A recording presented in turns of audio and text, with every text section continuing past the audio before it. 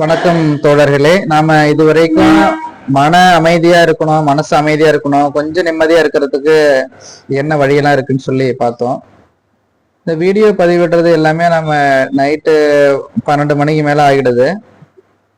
அடுத்த நாள் நம்ம ஆஃபீஸ் போக வேண்டியிருக்கு. நமக்கு இருக்கிற இந்த கொஞ்ச நேரத்துல கொஞ்சம் கொஞ்சம் கண்டென்ட்டா பேசுற மாதிரி தான் சுச்சுவேஷன்ஸ் இருக்கு. ஸோ அதனால கடைசியா நம்ம பார்த்த வீடியோ எல்லாம் எல்லாமே ரியாக்ஷன்ஸ், ஈகோ, நம்ம பிசிக்கல் டிஃபென்ஸை பார்த்தது, இது எல்லாமே நம்ம பார்த்தோம்.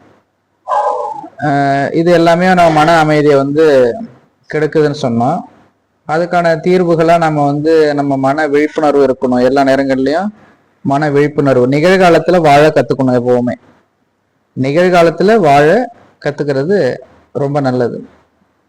நிகழ்காலத்துல வாழாமல் கடந்த காலத்துல வாழ்ந்துகிட்டோம், எதிர்காலத்துல வாழ்ந்துகிட்டும் இருக்கிறது ரொம்ப கஷ்டம்.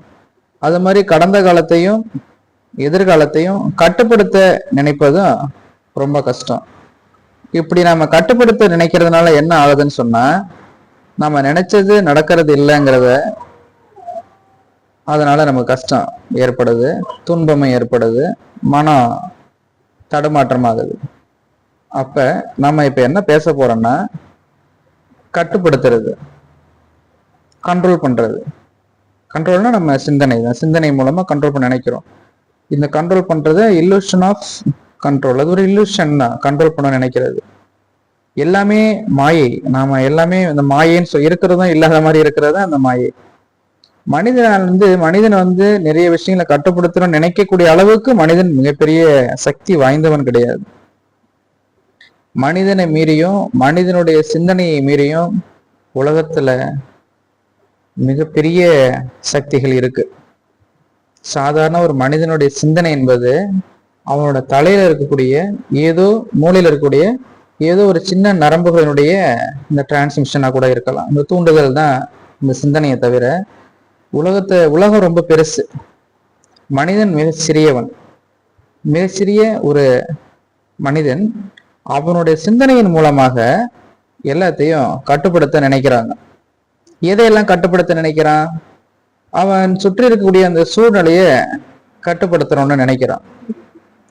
அவனை சுற்றி இருக்கக்கூடிய அந்த மக்கள் கூட்டத்தை, அவங்க சொந்தக்காரங்க, அவங்களுடைய மனைவி, நண்பர்கள், அவங்களுடைய காதலன், அவங்க உறவினர்கள், இது போல தெரிஞ்சவங்க தெரியாதவங்க யாரா இருந்தாலும் அவங்கள கட்டுப்படுத்தணும் அப்படின்னு நினைக்கிறான். வேற என்ன கட்டுப்படுத்தணும்னு நினைக்கிறாங்க? சூழ்நிலையை கட்டுப்படுத்தணும், மனிதர்களை கட்டுப்படுத்தணும்.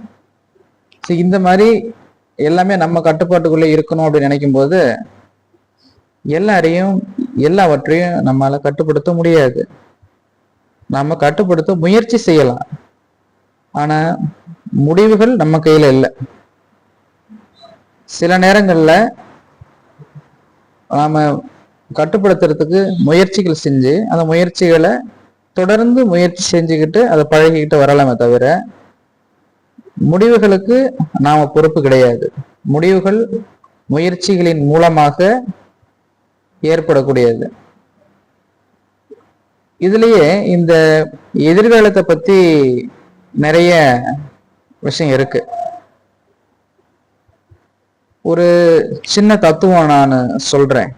என்ன அப்படின்னா, நீங்க பேசுறதே ஃபுல்லா தத்துவமா தானே பேசுறீங்கன்னு கேட்கலாம். ஒரு சின்ன ஒரு டயலாக், ஒரு கோட்ஸ் மாதிரி இருக்கட்டும். மனிதன் உண்மையான விஷயங்களால பெரும்பாலும் பாதிக்கப்படுறது கிடையாது. மனிதன் அவனுக்கு இருக்கக்கூடிய நிறைய அபிப்பிராய சிந்தனைகளின் மூலமாக தான் நிறைய பாதிக்கப்படுறான். விஷயம் இன்னமும் இருக்கிறது தான். அதனால பெருசா எந்த பாதிப்பு ஏற்பட்டாது. அப்படி ஏற்பட்டிருந்தாலும் அது தீர்க்கக்கூடிய விஷயமா தான் இருக்கும். ஆனா நமக்குன்னு சில இந்த அபிப்பிராயங்கள்னு ஒண்ணு இருக்கு, நம்முடைய ஒப்பீனியன்ஸ்.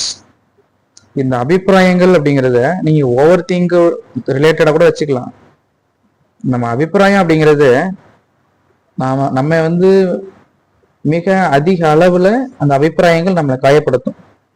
நம்மளுக்கு எவ்வளவோ நிறைய ஒப்பீனியன்ஸ், நிறைய சிந்தனைகள் வந்துட்டு போகும். ஆனா உண்மையான விஷயம் உண்மையானதுதான், அதை மாற்ற முடியாது.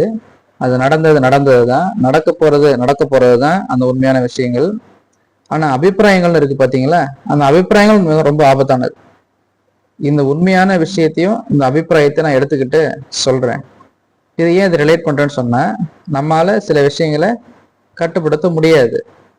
மனிதன் அவனுக்கு வேணா அவனுக்குள்ள கட்டுப்பாடை ஏற்படுத்திக்கலாமே தவிர, தன் உள்ளுணர்வுல தன் உள் சிந்தனையில இருந்து அவர் தன்னை கட்டுப்படுத்திக்கலாமே தவிர, வெளியே அவர் எல்லாவற்றையும் கட்டுப்படுத்தி தன்னுடைய கட்டுப்பாட்டுக்குள்ள வச்சுக்கணும்னு நினைக்கிறது அவருடைய மன நிம்மதியை கெடுக்க நேரிடும். இதனோட தொடர்ச்சியா நம்ம அடுத்த வீடியோல பேசலாம். இந்த இல்லூஷன் ஆஃப் கண்ட்ரோல் அப்படிங்கிற இந்த மன கட்டுப்பாடு, இந்த கட்டுப்பாடு என்பது ஒரு மாயை தான், அது உண்மை கிடையாதுங்கிறத பத்தி நம்ம கண்டினியூவா நெக்ஸ்ட் வீடியோல பார்க்கலாம். நன்றி தோழர்களே.